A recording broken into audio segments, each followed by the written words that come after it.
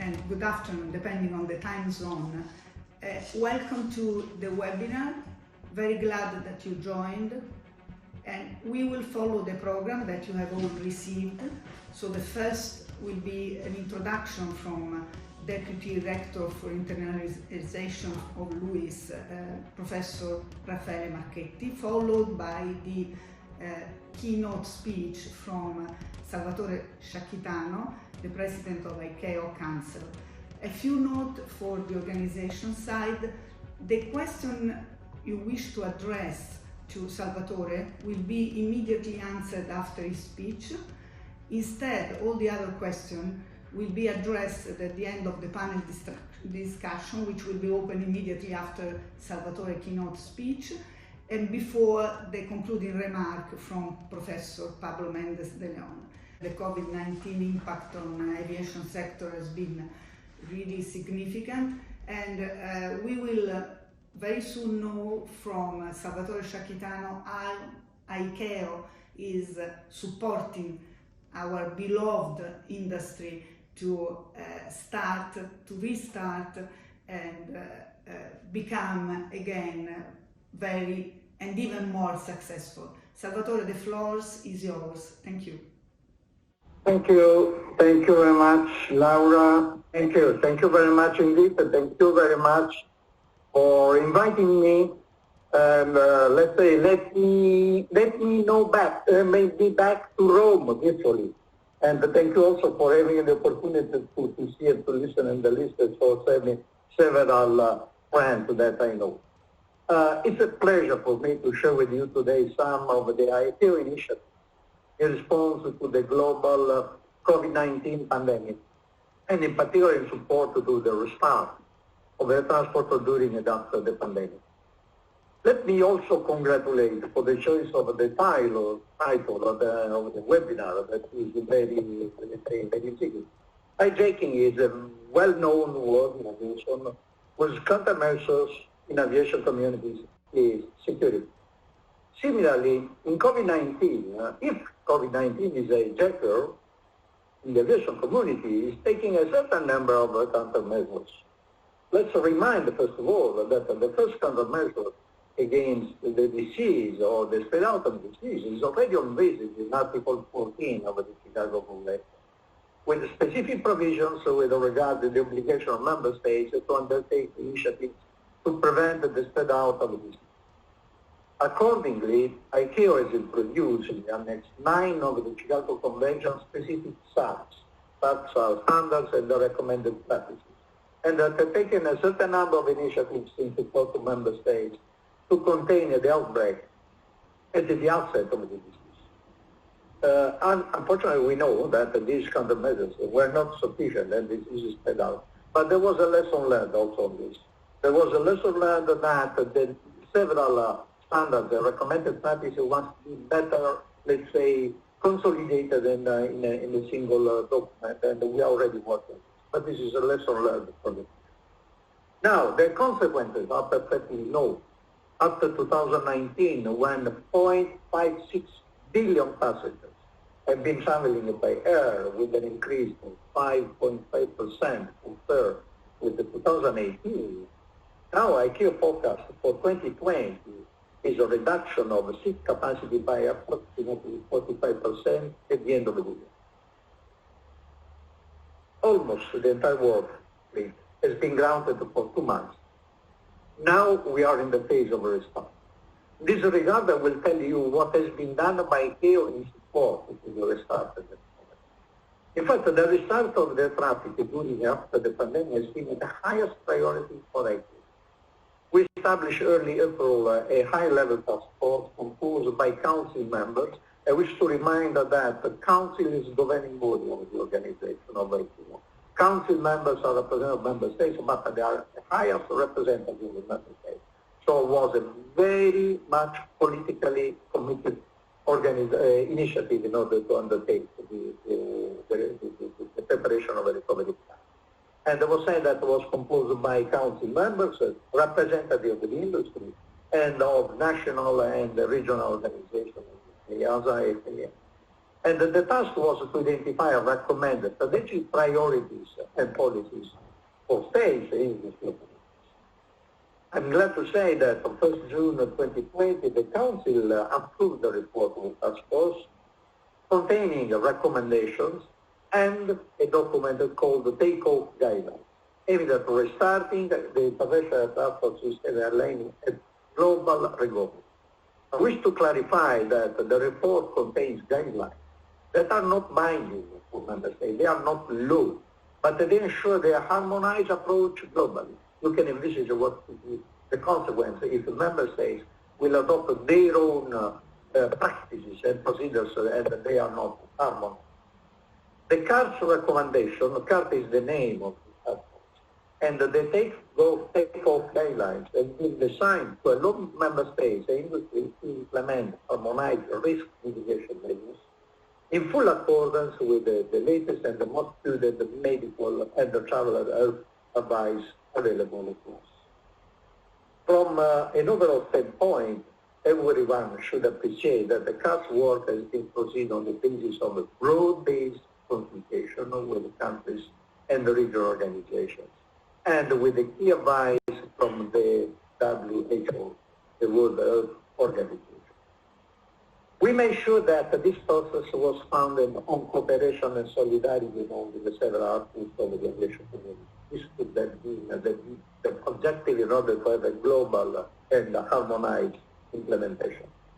The report consists of a certain number of recommendations. From an overall standpoint, everyone should appreciate that the CARS work has been proceeded on the basis of a broad-based consultation with the countries and the regional organizations, and with a key advice from the WHO, the World Health Organization. We made sure that this process was founded on cooperation and solidarity among the several articles of the aviation community. This could have been the objective in order to have a global and harmonized implementation. The report consists of a certain number of recommendations and key principles for a safe, secure, and sustainable restart and the recovery of the global aviation sector, incorporated in the so-called flight plan, which includes all strategic priorities in the domains of aviation safety, aviation public health-related measures, security and facilitation-related measures, and economic and financial measures. In this regard, of course, I cannot enter in detail in this occasion, but just to mention that many have not realized that during the lockdown, there were license of pilots expiring, medical certification expiring, airworthiness certification expiring.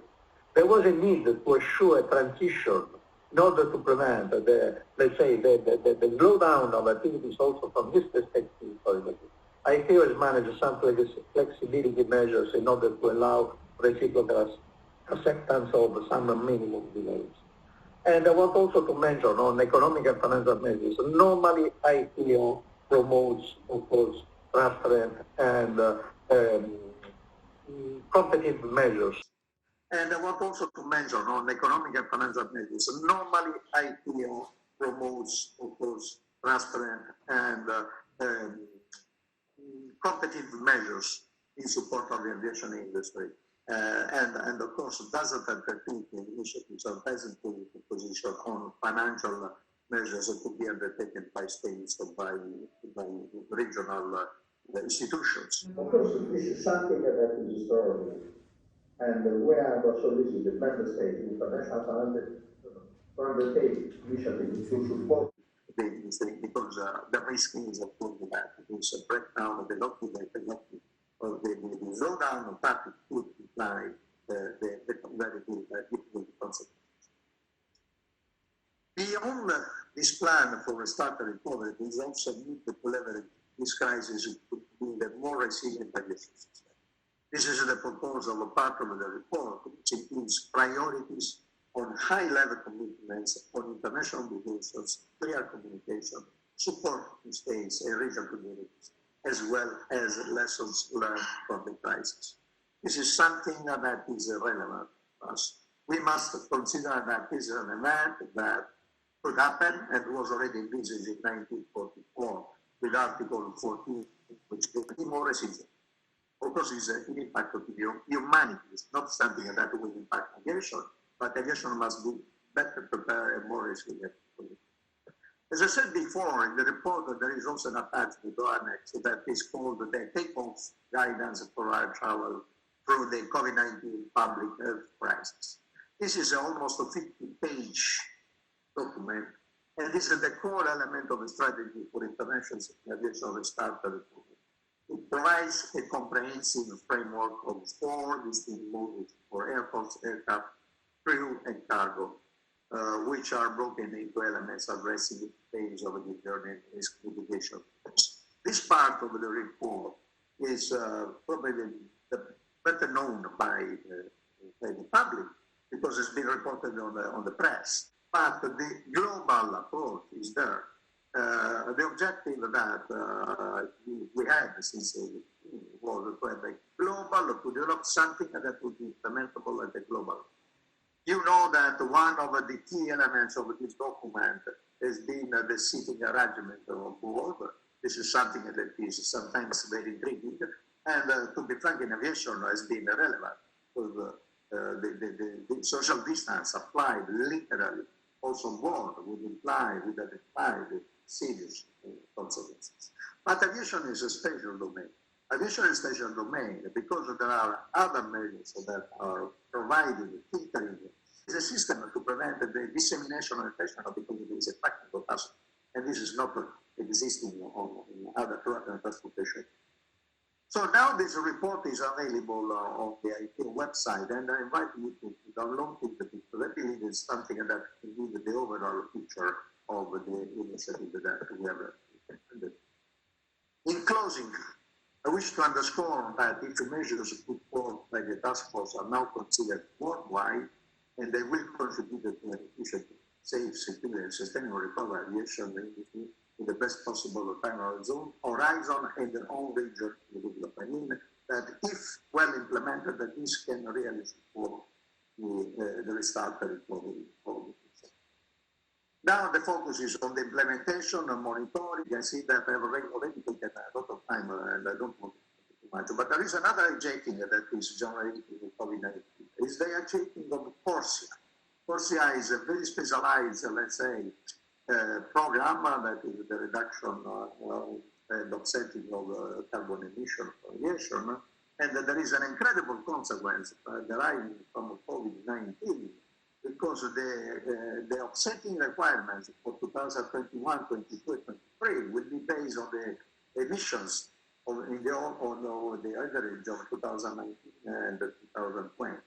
And having a 2020 so down, but the risk is the thing is that with this baseline, the increase of offsetting for 2021, 2022 will be abnormal. It will be another burden of the aviation sector deriving from this unforeseen consequence of the COVID-19, also from this perspective that is the environment. Concluding, COVID-19 pandemic stresses the importance of our sector's solidarity and the global alignment now more than ever. And this is the mission of ICAO, to support and develop a safe, secure, sustainable aviation sector in the spirit of solidarity and cooperation. I thank you very much for your attention. I'm sorry if I will have to leave soon, but I'm fully available if there are questions that I'm in from the faculty. So thank you very much. Thank you, Salvatore. Really, very, very much thank you for this comprehensive explanation about what ICAO is doing. I wonder whether any of the panelists or the audience has any question, and then I will have one, but I would like to leave the floor first to my colleague on the panel, and then I will have one for you concluding. If I may, Laura, it's Roberto here. Yes, please, Roberto. Salvatore, thank you for your introduction on the activity that ICAO is doing on the relaunch of the business. Actually, I would like to ask you one thing. A lot of the discussions that we are actually having with airlines and airports are about the acceleration of the arrival to the future. And certainly there is a common perception that this is not only one of the strongest crisis that we have ever registered in the aviation sector in particular, but probably also a time, energy, and financial resources, and also vision to accelerate on innovation. We can probably make a better customer journey for the passengers and a faster customer journey, which also mean a safer customer journey for the customer. So can you tell us something about what ICAO is doing to actually facilitate or accelerate the adoption of new technologies such as robotics or biometrics, or even the transition to newer generation fleet, more environmental friendly? Sure. That's an interesting topic, actually. And let's say that, thank you very much, Roberto, for this question. We'll take another webinar anyway. So I will try to stay. Yeah, of course. Because the point is the following. And when I say fast, it means that once you start addressing some elements of innovation, you already have some new, but the time frame for ICAO, for an international organization, to adopt standards, best practices, is very, very slow. So the point is how to facilitate innovation, supporting innovation without, let's say, hampering this approach. There have been already some initiatives that have been undertaken. I would say the most important innovation that we have already introduced has been a different relationship with industry. Who knows ICAO knows that ICAO is an organization of the member states, that's an agency, where industry, for example, that there's a president of the council, the industry can participate in the council, but as a procedural aspects, cannot speak. So this is something that is not really a cooperative approach, because the responsibilities are split, but the cooperation is engaged. And in this sense, the COVID-19 has triggered a good opportunity. We have, let's say, overrun these procedures, this relation, this approach. And now industry has been fully part of this decision. And what I'm doing is to bring more and more the industry within the decision-making process, without, of course, keeping the responsibilities separated, and in order to facilitate the introduction of. There are some issues that we are facing. Drone is the introduction of drones with the regular traffic. But there are some other issues for the time being probably negatively impacted by COVID-19. That is, for example, urban mobility. Urban mobility will be the new mode of transportation for the future, and we should not be prepared to address it. Not easy, but we already are working on this direction. So sorry, I told you from the outset that this is requires a webinar. But the point is for ICAO, of course, to work on the innovation, but to work within it in order to facilitate it. So this is a key element. Otherwise, the innovation will be, let's say, a discussion between two different silos that, I don't know if I have addressed your question. You have, and it would be great to have another webinar to discuss this topic with you. Panelists or the audience. Otherwise, I have mine. Salvatore, one of the points which, in our view, especially from a legal viewpoint, I know you are engineer, but very, very sensitive to our also viewpoint, is the harmonization. Since the Chicago Convention 1944, this sector has been really well harmonized, even when, in the time when Chicago Convention was signed, was the end of Second War, teaches us that also in a very critical moment, the sector has been, altogether harmonized and able to maintain. Do you think that the answer, if you can provide me an answer to this question, the answers so far from the various governments, either at EU level, worldwide level, has been in this, still in this sense, meaning have they reacted in a harmonized and uniform way, or do we need some further effort to support the sector to continue with the rule which are uniform and allow the carrier to operate in a level playing field? Thank you. Yeah, thank you indeed. As I said before, yes, this is since 1944 is even more valuable. What I'm saying is that the initial reaction was not harmonized because there was no, let's say, umbrella for the member states. Since we have adopted these guidelines, and I want to underline more that these guidelines have been not adopted in a room of the council. And by the way, we are not working in the ICAO meeting, we are still making it visible. We are still working remotely, and this has been another challenge for ICAO. But it's been adopted with a full cooperation with the region. But when I said the regions, I mean that we had the participation of the Commissioner for Transport of the African Union. We had the Director General of the main China, the Minister of Republic of Korea, of course, represented the highest level of FAA, of the ASA.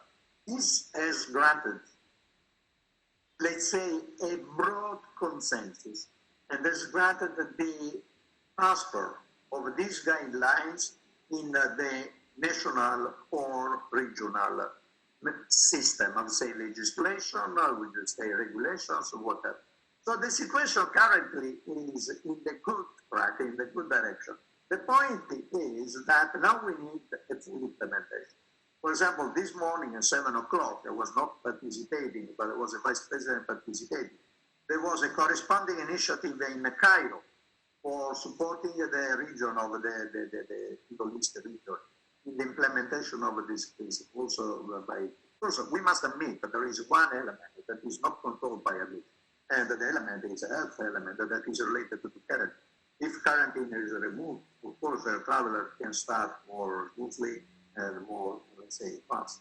If quarantine will continue to be kept, and this is an health matter, it's not an election. Of course, this will have a problem in the reform of the staff. But I'm confident that widely this also can be. Meanwhile, Salvatore, I received another question from the audience, which is a bit tricky. So it is related to the decision which has been taken by the Italian government. You may say no if you don't want to answer. This is a legal department. They would like to know what is your opinion about the mandatory decision of our government about the temperature screening at origin and passenger commitment to report to the airline, not to the Italian health authority, as a requirement in order for the airline to be allowed to occupy the middle seat.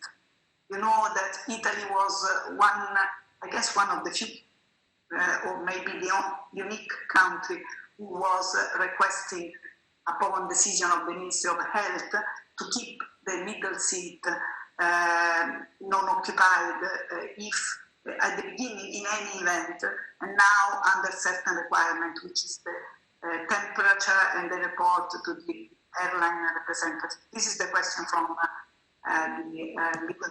I will not comment Italian decisions, but it should be clear that the decisions, the current decision taken by the Italian authorities, I assume that have been taken in coherence with the ICAO guidelines, and this is what is in the guidelines of ICAO.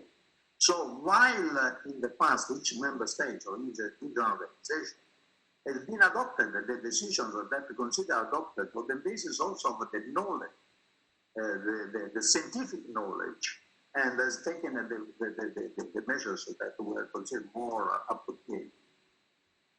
On the basis of guidelines that have been adopted at the international level with the support of the WHO, and these guidelines allow to use the central seat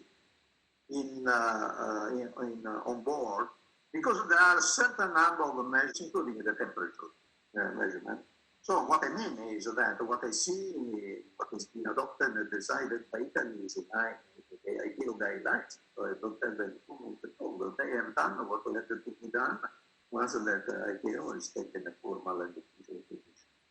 And while the CAA has also issued some clarifications last Monday, which I believe will help the airlines to better apply the rules.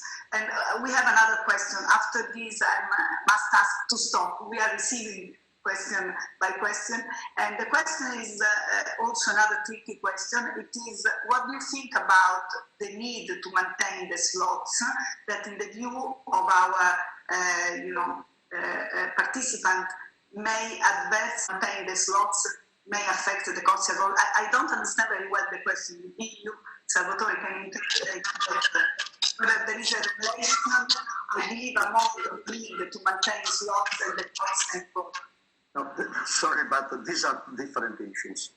These are two different issues. Slots, of course, ICAO is not address specifically slot, but has invited member states and the regional organization to take initiatives to support financially, economically, and regularly, let's say procedurally, the restart of aviation. So any initiative that is aiming to introduce flexibility on a slot allocation is relevant, and we support the concept, as we have done with standards, also with the also another story, between the baseline of CO2 emission overall 2019-2020, in order to calculate the offsetting requirement for the following years.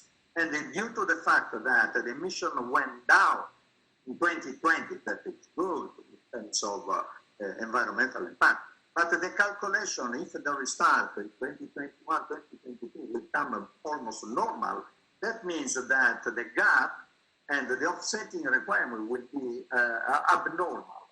And this is the issue that we are considering. But slot and OCR not a connection, I cannot see a connection. So thank you so much also for your availability for these questions and for staying with us. I hope you can follow at least the next speaker, who will be Carlos Bermejo Acosta. Carlos, the floor is yours. Thank you very much. Good evening to everyone. And first of all, I would like to thank Laura, Pablo, and Luigi University for inviting me to participate in this webinar. What I would like today is certainly not to focus on the economic impact of COVID on the airline sector, airports, ANSPs. I think we all know about that, and there are probably better speakers in the room and in the webinar to talk about that. What I would like to focus is on what has been the response to the EU to the crisis, taking into account that initially we all thought it was going to be a short-term, geographically located. Now, a global crisis which have much deeper and much longer consequences than we initially thought. And that's why the response of the EU can be articulated on three big items or axes of measures. The first one is what I call relief. What are the immediate measures that the EU took in order to help the sector? The second one will be recovery. What economic measures have been taken by the EU to support the industry and the economy, the European economy in general? And the third one will be exit. What do we need to do to go back to the normality that we had before, now that the epidemiological situation seems to be improving? I'll try to be brief, so I'll try to go quickly through that. If we start with the relief measures, I think that from the beginning, when the crisis started, the pandemic started, the Commission was able to take a number of measures to immediately alleviate the situation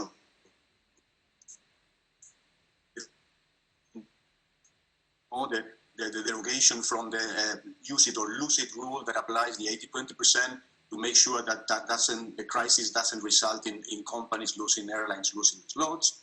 We also delay the introduction and the application of some of the security and safety measures that were on the pipeline. So we delay the entry into force of some equipment on surveillance technology that needs to be installed on planes.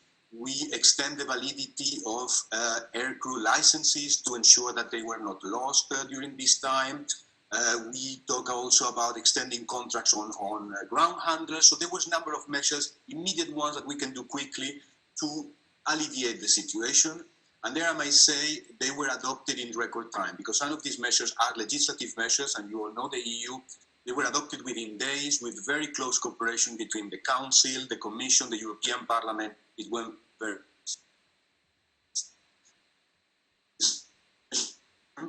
reaction. But at the same time, there were a number of recommendations, guidelines that the Commission immediately issued to also help the situation. The first one was concerning passenger rights, to ensure that member states were applying passenger rights in a coherent manner, and also to ensure or to recommend that make attractive, more attractive, the possibility to obtain vouchers or instead of reimbursement. We know the situation of the airlines was delicate, liquidity, so the idea was to make vouchers more attractive. And also, I think it was also very important in these times of crisis, we adopted some guidance for air cargo operations to facilitate essential transport of medical equipment and personnel in these types of crisis that we share with third countries. And I think they were very much welcome also by third countries, because again, they were all involved in these similar problems of us. So relief, immediate, quick.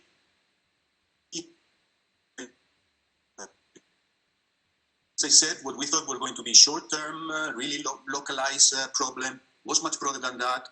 Not only Europe, but around the world, we all got into a lockdown. Economic activities were almost stopped all over. And this was really an immense shock for the economy, our economies, and for sure, also for the aviation sector. And there, in this respect, the EU also, and in particular in this case, the European Commission took some quick and decisive action. What do I mean by that? We need to keep in mind that the big budgets are in member states. National budgets are the big ones. So the first thing the Commission did was to use all the flexibility that exists today under EU rules and the EU rules to allow member states to support their companies, to support their industries, to support their workers. So in 19 parts, the Commission published the so-called temporary framework for stated measures. And I will come back to put money in their economies. The Commission proposed also a so-called coronavirus response investment initiative, 37 billion to provide liquidity to small businesses. And also a banking package that will allow that banks will continue to lend to companies, households, businesses, etc. Coming to the state aid, because I'm sure this is something of interest to the sector. And I think, again, the question here was to provide the necessary flexibility within the current rules to allow that measures could be taken to support businesses, but with limited impact, or limiting as much as possible the impact on the internal market and the level playing field. So important to keep in mind, this was not a derogation, this is not a carte blanche, so that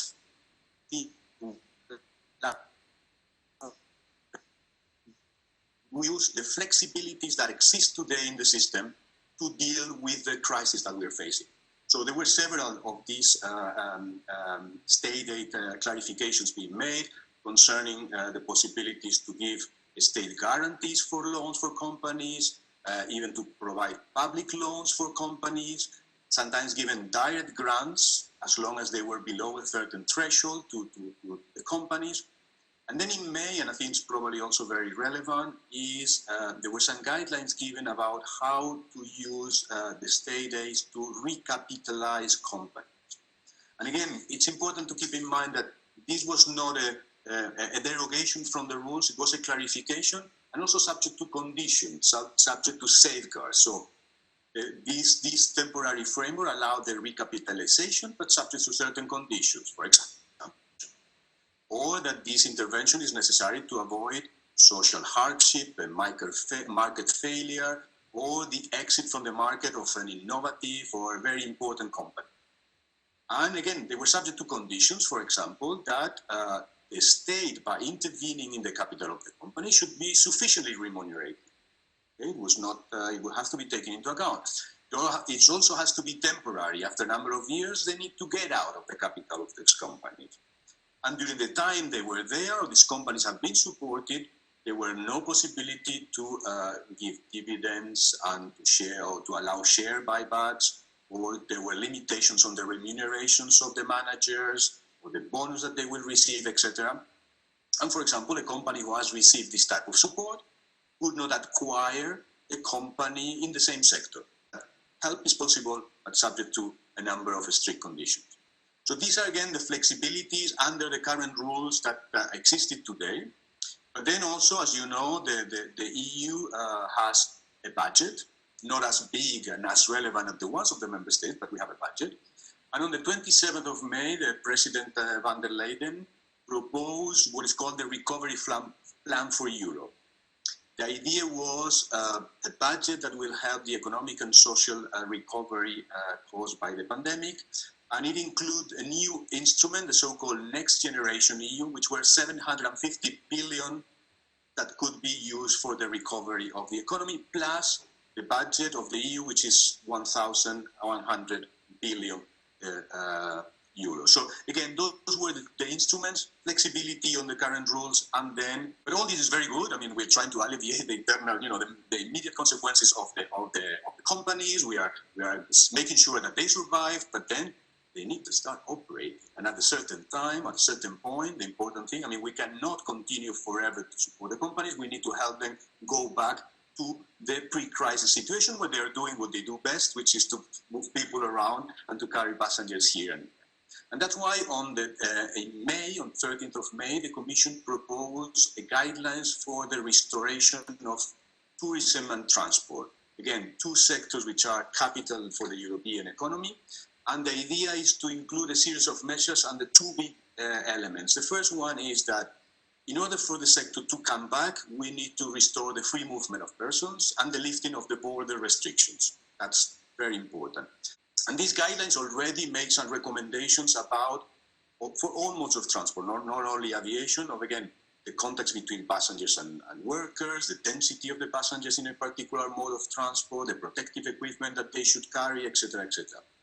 But for aviation, this was complemented by communications and guidelines prepared by EASA, and it is ECDC, the European Centre for Disease and Prevention and Control, to ensure this safety for the air travelers and the personnel. These are a very comprehensive set of measures. They are based on medical and scientific criteria, and they cover all the steps of the trip, from the pre-boarding or pre-arrival to the airport to the final stage, and I think again, it's very important. So we have now, in order to restore transport safely, these are the measures you need to apply. But then we come, as I was saying before, all this is very nice, the borders are closed, I cannot go there, people cannot move. So in this sense, again, it's very important that the underlying reasons for the border closure is sanitary, is health, is epidemiological. Now that the situation is improving, we need to do this back to normality in a more coordinated way.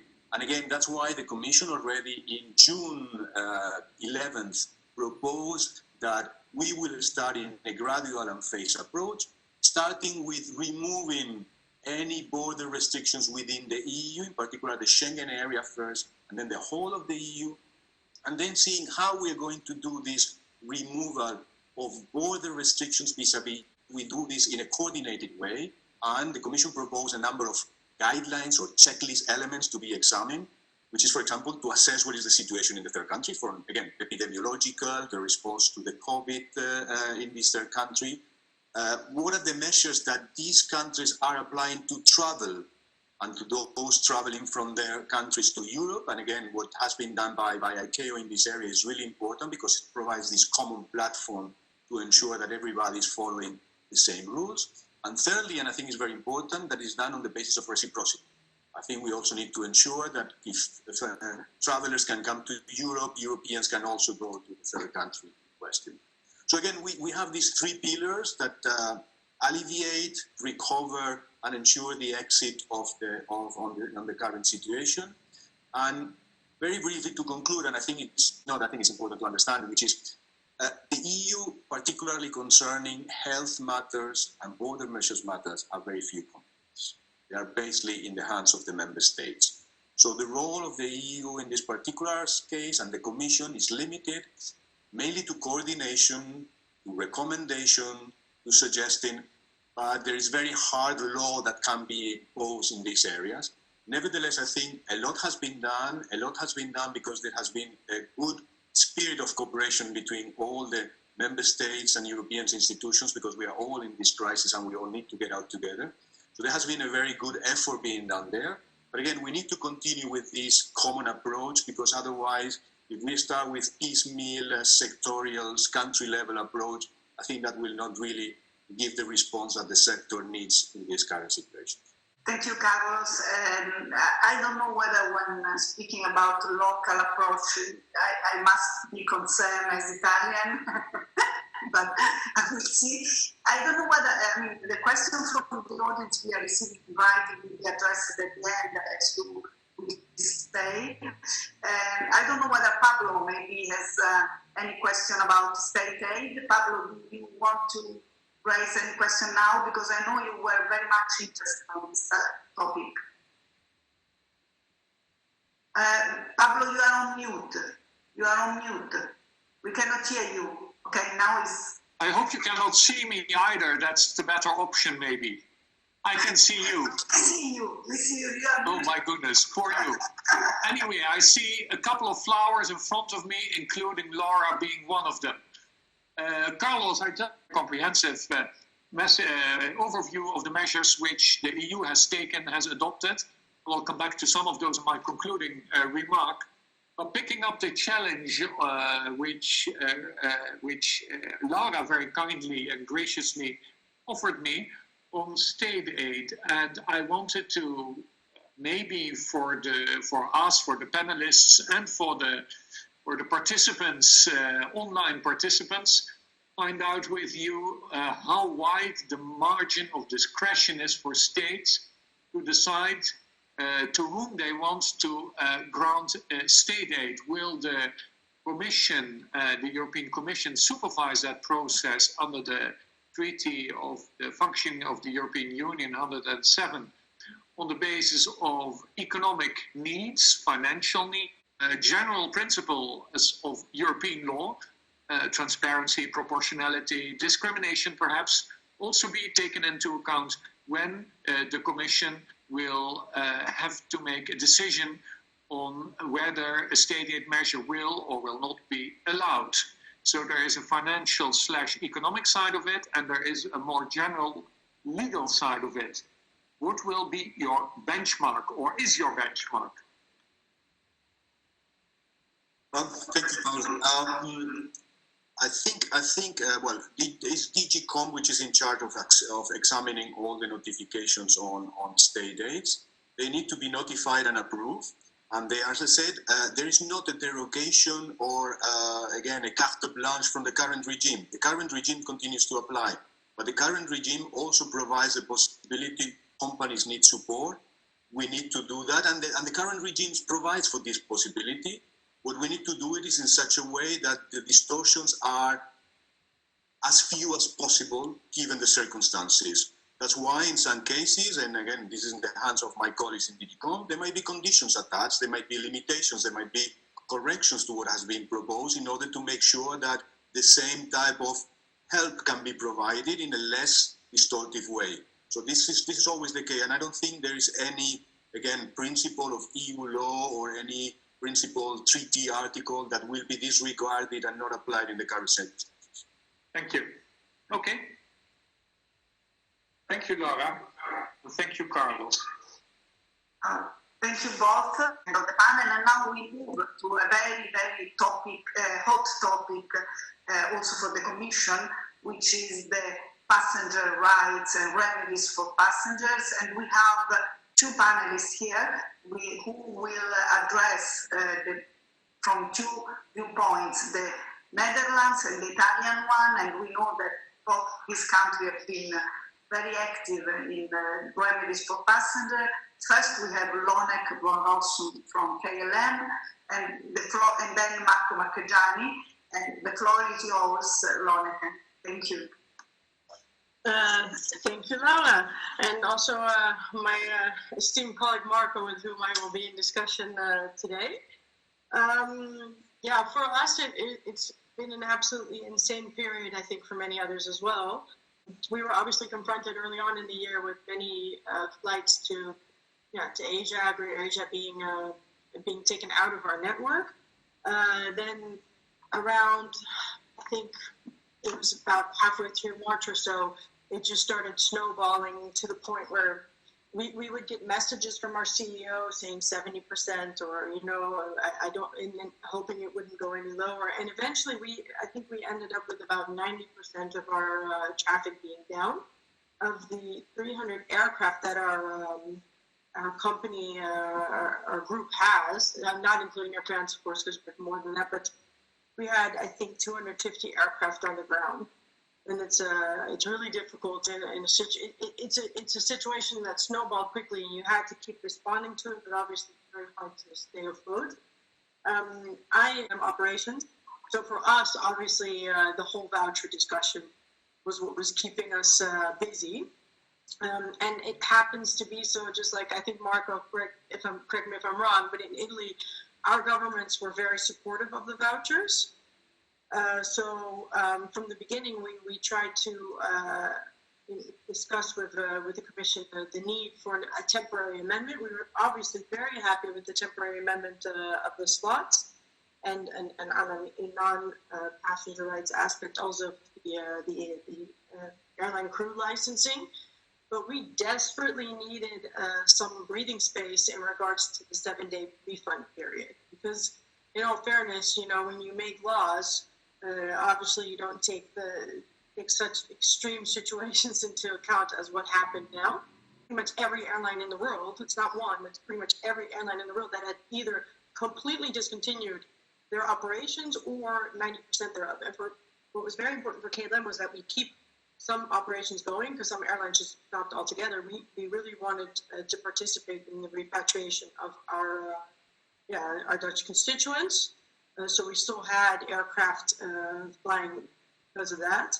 But yeah, the 7-day repayment period was quite an issue, and we from the beginning started issuing a deferred payment in the form of a voucher, which obviously I personally thought was a very, very balanced and fair solution, but maybe I'm a little biased working for an airline. But no, so we really had long discussions with people from the company, with Parliament, Commission on that. And the funny thing is that these airlines do not become bankrupt because of the fact that they have to refund such a great amount of refunds within 7 days. So they issued a decree stating that the NEB would not be allowed to enforce EU 261 on this aspect.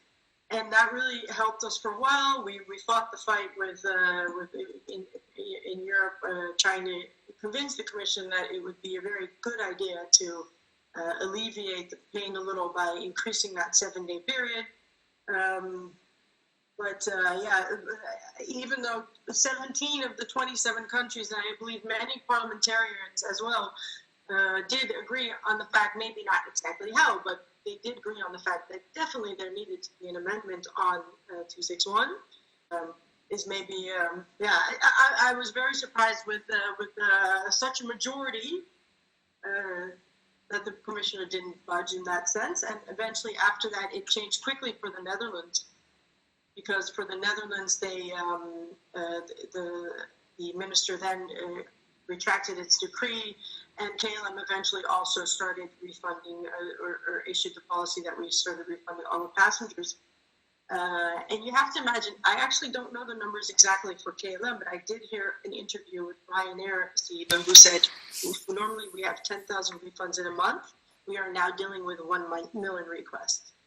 And I think the ratios are kind of the same for many airlines. So there's I'm not talking about airlines, but no single company is ever set up to be able to deal with that kind of amount of return, patient with us in the returns that we are now giving, obviously, because it will take a little bit longer than everyone would like. And what we're now dealing with is kind of the aftermath. What are the new questions? People have to wear masks on board. We have people that, we've had a flight that has had to go back to the gate because someone has refused to keep his mask on.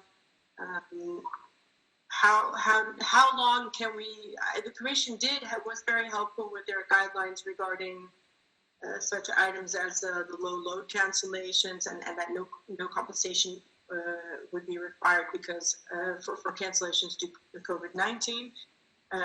But the question is, of course, how long can you keep calling upon that, building an entirely new network, and then you get new questions about connections that don't fully connect properly, and if someone buys a ticket and knows they'll be stuck for overnight in Amsterdam, for example, because their connection doesn't exactly work with the limited amount of network that you have to sell. How do you deal with that? How do you deal with people getting stuck abroad when like maybe a new corona stream comes up and people were to get stuck abroad again? Also, how do you give people the confidence to want to fly again? That's a very important one. And that's one that's most important for all of the industry. So that's kind of what we're dealing with, of course. Marco, I don't know. I know in Italy, you guys, you also had like a decree went even further, right? Europe, the European country which have relaxed the referral rules, as you know, in the internal legislation.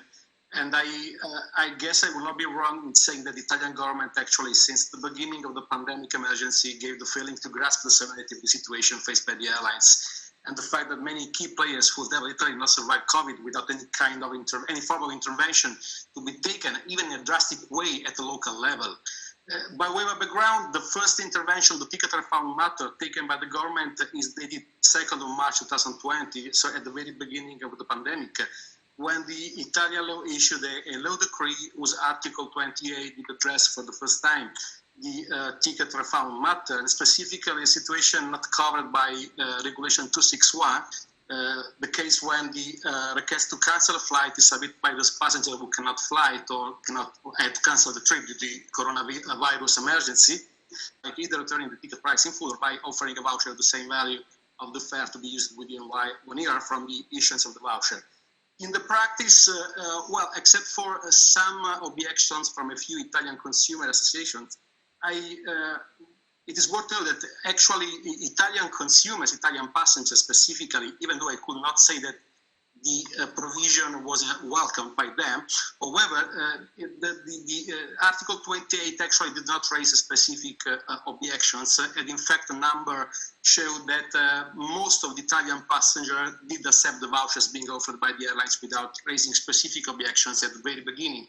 The decree remains to force until 30th of April, when the Italian government again did intervene on the ticket refund matter by extending with the new law 27 offer vouchers instead of the ticket refund requirements, not only to cases where the request to cancel was submitted by passenger and prevented from taking the flight due to the restrictions imposed by the competent authorities, but even to cases where the the cancellations, it was the airlines to cancel the flight due to the same restrictions, or more in general due to the effects arising out of the coronavirus outbreak. So basically the government did recognize to airlines a right to withdraw from the contract of carriage, of course to be exercised subject to prompt notice to be given to customers. It is worth to note that the Article 88 piece become very famous worldwide, I would say, even because the provisions did state that the offer of vouchers by the airlines means for them to fulfill the ticket. Expected the reaction from the European Commission was, I would say, not long in coming, and including the reaction from the Italian Competition Authority. And in fact, as far as the Commission, as we all know, on 13th of May, they issued a recommendation on the use of vouchers offered by the airlines, and a few days later, even the Italian Competition Authority addressed the report to the Italian government, whereby they did highlight that Article 88 bis, in their view, is contrary to Regulation 261. Not exactly what we all expected and needed. And in fact, the European Commission basically refused to accept the unique request from the industry, in my view, consisting of being granted with a temporary relief from the ticket refund requirement to be allowed to offer vouchers instead of, I underline probably, did create the expectation among customers that the airlines will be offering even higher amounts in their vouchers in order to incentivize them to accept vouchers. So the situation is, to be honest, quite critical. It is recent news that the European Commission has warned that they will commence infringement procedures against those European countries not enforcing passenger rights as they are laid down in Regulation 261. And as far as I know, the Netherlands is one of those countries which has already taken a step back, reviewing the provision which formerly allowed airlines to refund by vouchers unilaterally. Italy, as far as I know, has not yet taken a step back, but it is a recent news from the press. The provision of Article 8 is to transpose the same provision in new law, which is expected to be published half of July. So, how to conclude? As I said before, the request from the industry was clear: obtain a temporary relief from the ticket refund requirement. It wasn't even just the industry. It was a majority of the member states. I think we should reiterate that, because obviously the industry thought so, but the member states thought so. Absolutely, absolutely. Which is, of course, something that the European Commission rejected firmly since the beginning. Of course, I can say there may be some inconveniences in the practice, as, for example, thinking of passengers who may potentially decide not to travel at all, but will nonetheless need to wait 1 year before getting the... It is a large opinion that a temporary suspension of Article 8, at least, of Regulation 261 would have represented a great contribution for the industry, which is struggling with the steady recovery of the operations right now, with no few efforts, no few difficulties. An alternative for Regulation 261, in my view, may be probably an extension of the 7 days deadline provided by Article 8 for the airlines to arrange for a ticket refund, which is a time frame that in the practice is often proved to be not adherent to in any event, as we all know. Besides, in a situation like the coronavirus emergency, which I use not to qualify as a pure extraordinary circumstance, but rather as an unprecedented crisis, is the passenger to cancel the flight due to the restrictions imposed by authorities, which is the situation which the Italian government at the very beginning of the pandemic addressed with Article 28 of the law decree of 2nd of March, and the situation where it is the airline forced to cancel the flight due to the same restrictions. And probably this is an additional element that may have suggested the European Commission to grant a temporary suspension, or at least to review the requirement of Article 8, which is quite restrictive in my view, even, as you know, in a normal situation, let alone in a crisis like the coronavirus emergency. I think it's good to comment, because you just distinguished between the airlines canceling and the consumer canceling, and that's also actually it's literally one of the subjects in our parliament talks today in the Netherlands. Incentivize not to fly if they are not feeling well, and so that difference is important too, because I think many airlines, I'm not sure, but I think many of the European airlines were actually very lenient with their commercial policy. That obviously we all knew and know that the customer has the right to a refund if the airline cancels the flight. But on the other hand, we received a lot of heat on that with the vouchers. But on the other hand, we were also being very lenient to passengers who did not have the commercial rights to just cancel their ticket or rebook without extra payment.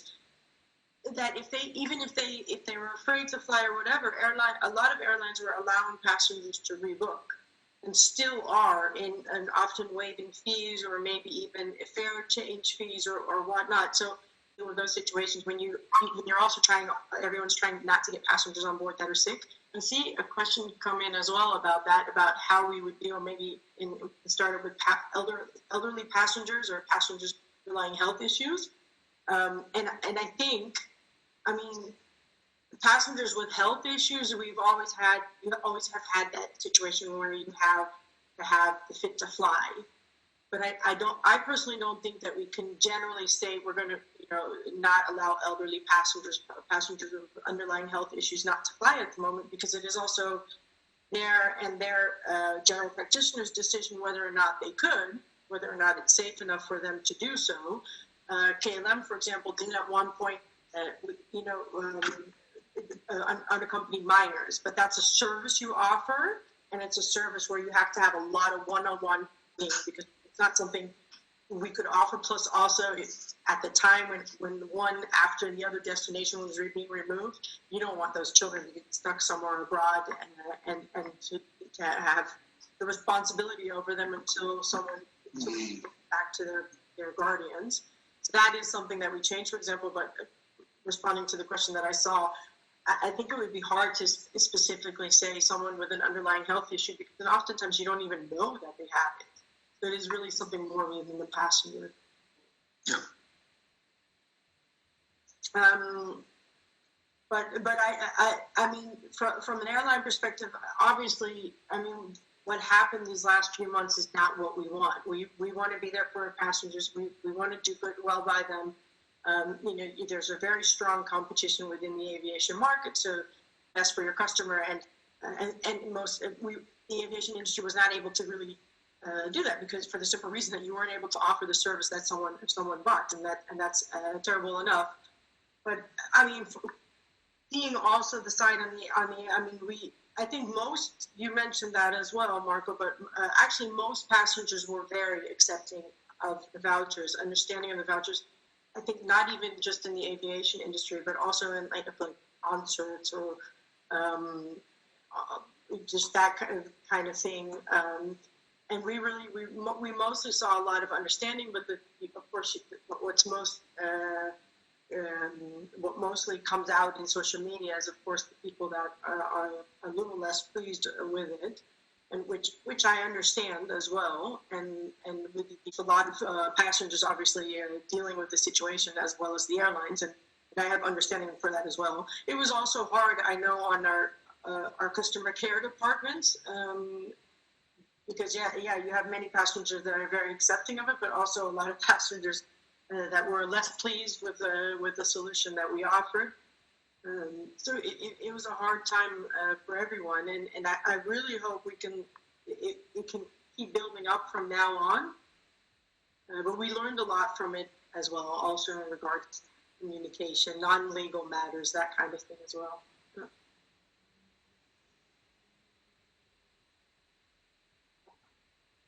Thank you. It was very clear and very comprehensive from the viewpoint of ACI. I wonder whether, because we have in the panel also Carlos Bermejo from European Commission and an airline representative, before moving to the last speaker, Carlos or Roneke, the floor is yours, Roberto. Thank you. Thank you, Laura. Thank you. The discussion has been extremely interesting, and I think we covered a lot of topics which are going back to two elements that we're trying to discuss with the passengers. In Oliver Wyman, we do strategy consulting, but we've been looking to the capacity numbers with a lot of concerns, because the capacity has actually collapsed in Europe over the last 4 months now. And the fact that last week, we only had in Europe 15%, according to Eurocontrol, 15% of the flights that we had exactly 1 year ago remains actually the main driver of the issues that we are talking about. But the most concerning thing is that the European skies, which was again in between 10 and 15%, depending on some markets, and was actually mirrored by the very low capacity on most of the high-speed rail services across Europe, which we know at the end resembles what is the behavior of the short-haul aviation service. I was saying that the biggest concern is that the load factor that was registered by airlines, but also by high-speed rail over the last months, has been very, very low, in the range between 10 and 15%. So 10% of capacity, and of this 10% of load factor is a disaster for the industry. Now that we are releasing gradually, country by country, we've just been discussing about how this is happening. Then what we need to look at is how to stimulate the demand. And therefore, we thought of talking to travelers to see what do they need to actually start again, and what is their sentiment to travel again. And I will start with the most important number, because across Europe, and we tested over 3,000 passengers in Europe and 5,000 globally. So around Europe, the expectation is pretty uniform. 60%, over 60% of passengers, whether it's business or leisure, are saying we need reassurance from either the World Health Organization or the national health organizations, or the government, or the Civil Aviation Authority, or whatever. We need to be told that it is by these institutions not to travel. The lockdown was launched by the government, therefore they expect, whether it's business or leisure, they expect the government to tell them it's safe to travel now. Under which conditions? So clear conditions mean better way and safer way to travel.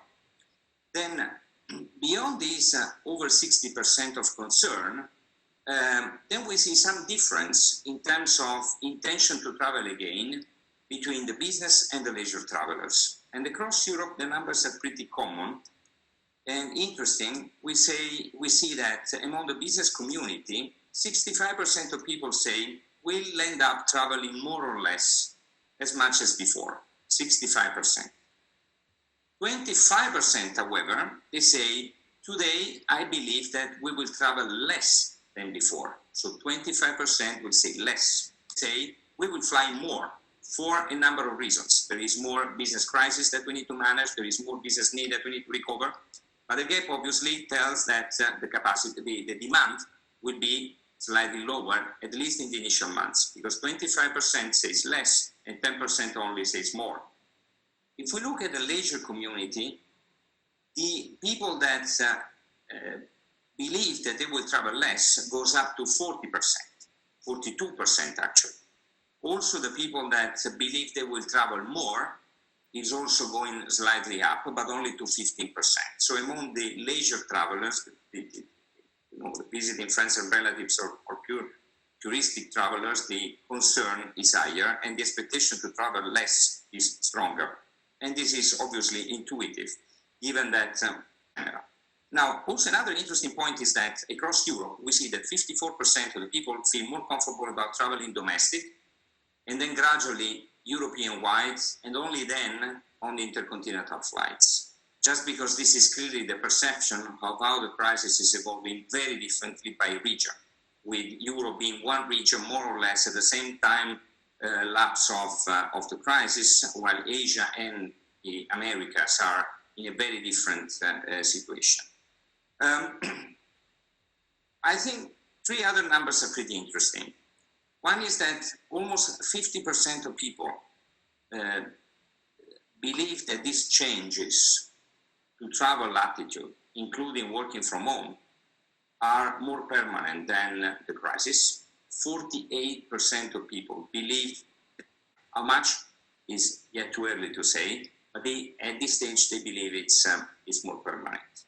And obviously, and this is more under the pressure of the emotion, I would say, they strongly believe that individual mode of traveling is going to be preferred, at least for the short term. So they want to go by car and not by train. And if they can avoid the airplane for long distance, they will certainly do it, as we just mentioned. And one, which is telling me that this probably the world will not change that much, is that when we ask what is the most important reason to select, a transportation mode, surprise, surprise, price remains the number one, and the hygienic and health issues is same level, but just below. So with this number, which is consistent, prices and price being very important, we see that at the end, the tendency will probably go back to the same as before. However, the concerns on the health and hygiene rules in general remains very, very important. And I go back to the point that I was making before. After a collapse in capacity, we need to stimulate the demand. And clearly, travelers are telling us with this study, which admittedly has been performed in mid-May, so still in the strong emotion phase post-lockdown, and we are repeating that every 2 months to measure the evolution of this. travelers are telling us that they need a reassurance, and the reassurance that they need is a clear message from the health authorities and the governments and the civil aviation authority to say how we're going to make it safer for you to travel. Therefore, when a lot of more of these slots being filled up by airlines in our European skies. Thank you, Laura. Thank you, Roberto. Very, very much interesting and a lot of numbers and perspective, which I guess and I hope the attendees, especially when they can make it in the direction you are suggesting, will take due note of this. I have to move quickly because I promised to the audience that that question would have addressed. And then we have many questions before giving the floor to Pablo. So starting from Carlos. Carlos, are you ready? Because you have a number of questions, not only one. Briefly, one arrived to me by email, and the question is: the Commission has acted decisively on its way back to normality. What element, if any, of the measures adopted would be considered retaining in the longer term to assist in the continued recovery of the aviation sector? This is the first question, Carlos. So, are you keeping these measures longer to support the recovery? What is the sentiment of the Commission? Thank you, Laura. Difficult to say. I think we need to see how things are evolving, and as I think we've been all surprised by how quickly things have changed over the pandemic. We are optimistic to hear the figures that Roberto just presented. Again, we need to see whether even what people thought in May might change now that the pandemic, it seems to be receding in Europe, and therefore people will be less concerned about taking a plane or a train or going on holidays from one place to the other. So we will really need to see how things evolve, and that's why, in a way, why some of the measures will have been adopted on a temporary basis, but with the possibility to extend them if necessary. And we were talking about slots, and I think has been mentioned, and we need to assess how things are evolving. I think what we have shown is that we are ready to quickly react and put things in motion to really help the sector. But we will need to see on how things are evolving. I think it's very difficult to predict that. Okay. The time is running, so I will put together two questions which are related to state aids. The audience is asking whether what is your thought on the remark from some low-cost carrier who believe that the legacy carrier are have been favored by the authority towards, with respect to the low-cost carrier. So in other words, they believe that there is a different treatment towards national flag carriers, and always about state aid. They ask what are your thoughts on the bailout package given to Lufthansa and the German government taking a 20% stake in the carrier. So if you can address these two questions, about the treatment of legacy towards low cost and German, if you can. I'll try my best. I think, first of all, it's important to keep in mind that state aid is granted by the government. So it's the state who decides whether or not to grant subsidy and to whom.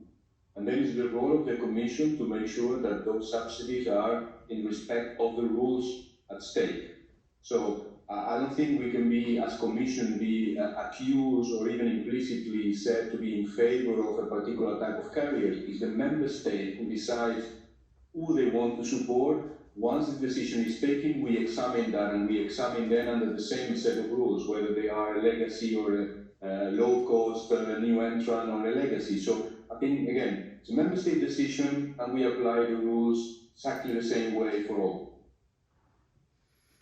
Thank you. And as I know that Pablo will have to leave momentarily due to coronavirus restriction in the building, I will leave the floor to our concluding remark panelists, and if then there will be still some time, I will raise a couple of questions about passengers and maybe one to you, Carlos. But first, Pablo, the floor is yours, and thank you to everybody for your panel discussion. Pablo, you are muted. You should open the mic. Now, it's always difficult, and it's okay.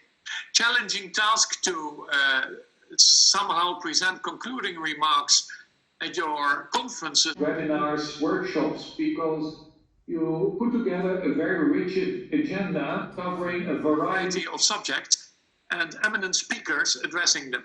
So let me try to pick up some points which I found highly relevant. Firstly, I observed, and this was reflected in some of the speeches or presentations we heard this afternoon, the national reflexes right after the outbreak of the pandemic. National states adopted their measures mostly on a policy basis, and we have to protect our population now for health reasons which is even in the EU where a lot of things are harmonized, economic regulation, market access and so forth, Schengen, free movement of people inside the EU. Many of those subjects are harmonized or unified on the European level. Nevertheless, national states took the measures which they found useful to protect their population in order to protect them against that invisible enemy, which was COVID-19. That brings me from that, I jump to the Chicago Convention, to which reference was made a couple of times during the presentation, basically, and mostly that of course, not surprisingly, of Salvatore, which proceeds a bit from closed airspace, and where airspace can only be opened up via treaties, via international agreements.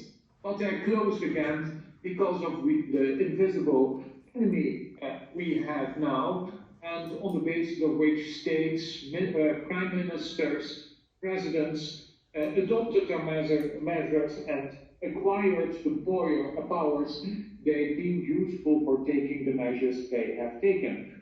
Both President Macron and President Trump have used the words, "We are now at war."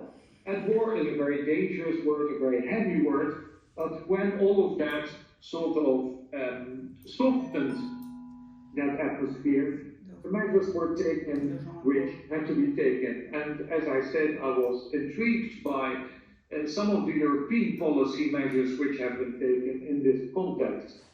Lenient measures, the Commission has, in my view, been very lenient in respect of economic regulation. We just heard again the explanations made by Carlos in terms of state aid, but also market access. The internal market 2008 was amended. The slot allocation regulation, we heard that a couple of times, was amended in order to pave the way for flexibility.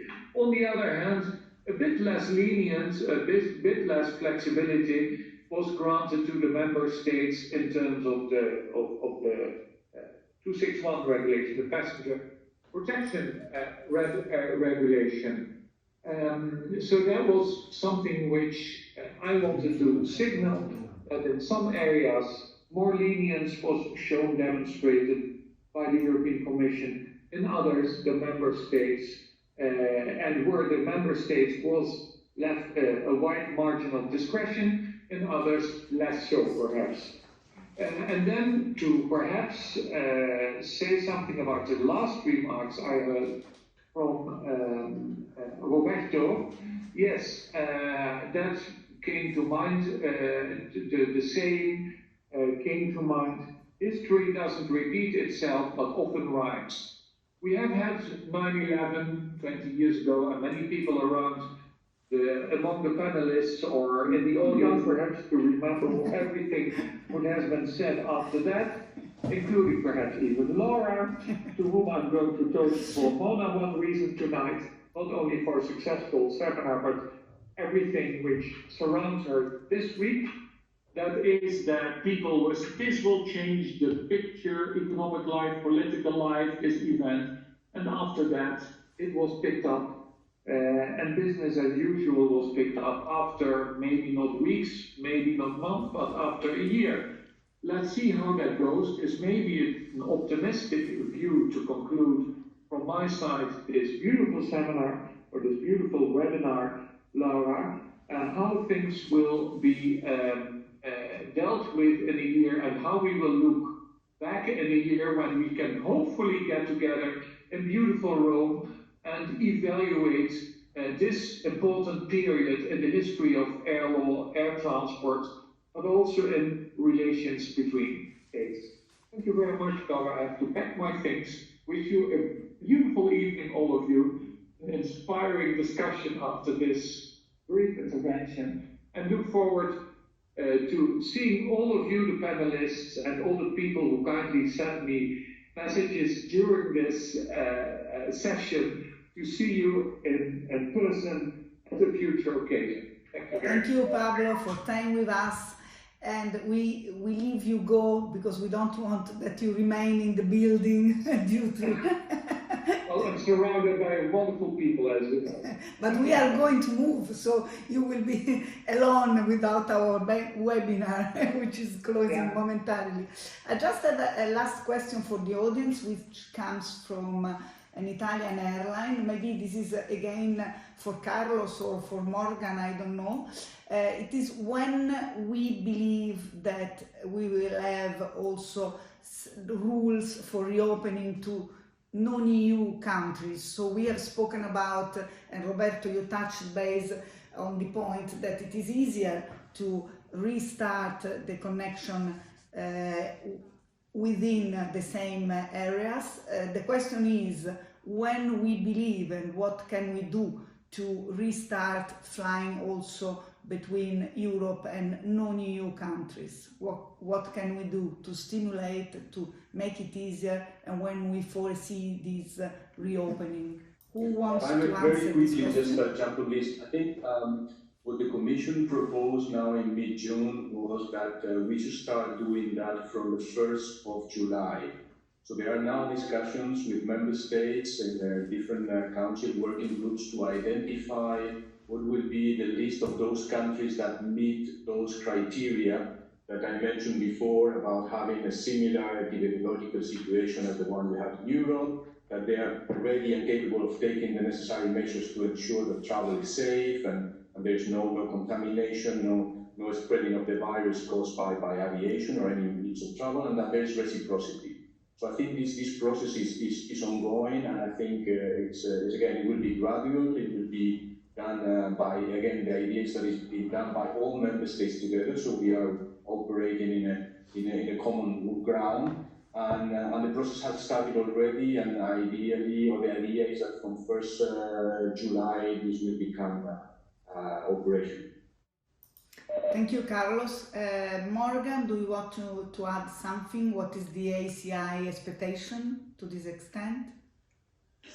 No, I think this is probably better informed than we are. I think with all the other aviation stakeholders, we have called for harmonization and for traffic to resume based on the equivalence in the epidemiological situations in the various countries.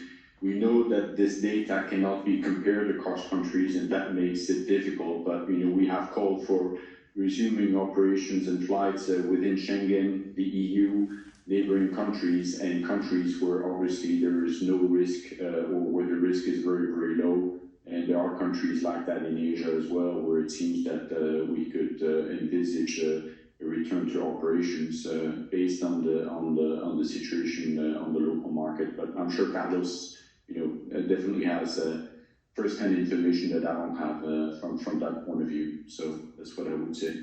And we have encouraged our members to follow the EASA CDC guidelines. We have released our own commitments and recommendations in that area to both the airports and authorities, and I have made these available to you. So if you want to circulate all the documents that I've sent, as background to the participants, the ACI position is in there. Thank you. Thank you, Morgan. And I saw that Lonek and Marco have quite efficiently answered in writing to the question related to their panel, because we are really running out of time. I believe, Marco, you didn't answer to a specific question related to what you believe will be our Italian government attitude after the recommendation of the EU Commission and of our antitrust authority about voucher. You have 1 minute, Marco. There are yet no precise information regarding on how the Italian government will be amending Article 8 bis in the next law expected for July. Of course, the most probable scenario is that the Italian government will probably align with some recommendations issued by the European Commission on 13th of May, including the provision, for example, of a protection against the bankruptcy or the possibility to redeem the voucher before the 1-year expiration. But of course, I will be happy to keep all the attendees and my colleagues posted as soon as we have more information about the intention from the Italian government in that respect. Thank you, Mark, also for respecting very strict limit to the answer. Any comments from any of the panelists? You have a last chance to add some comment. Yes, Lonek. No, I just wanted to mention that, I mean, because one of the questions that we received on the sidebar was indeed force majeure. But I do think that this whole discussion, or actually everything that happened because of the pandemic, it will lead to a very interesting discussion in the revision discussions and the lobby that were already ongoing when the pandemic entered into the world.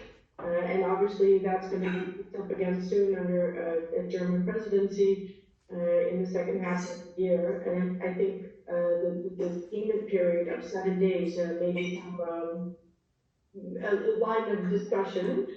And in general, what you see right now also in the Netherlands, because there's also discussions for KLM to receive some state support in the form of loans.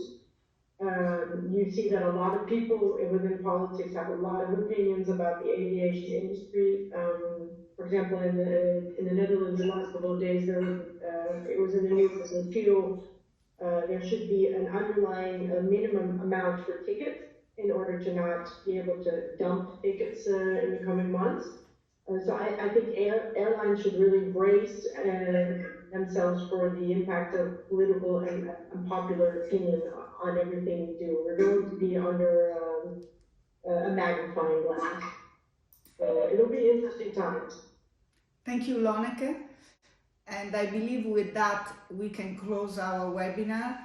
Really thank you to all my panelists, and I hope we will see soon in a conference, even though the webinar model is also very efficient. I saw many comments from our audience, thank you, but I really hope to see you in person in Rome very soon. Thank you for joining and for your extremely interesting topic, and see you soon. Bye-bye. Thank you, Laura.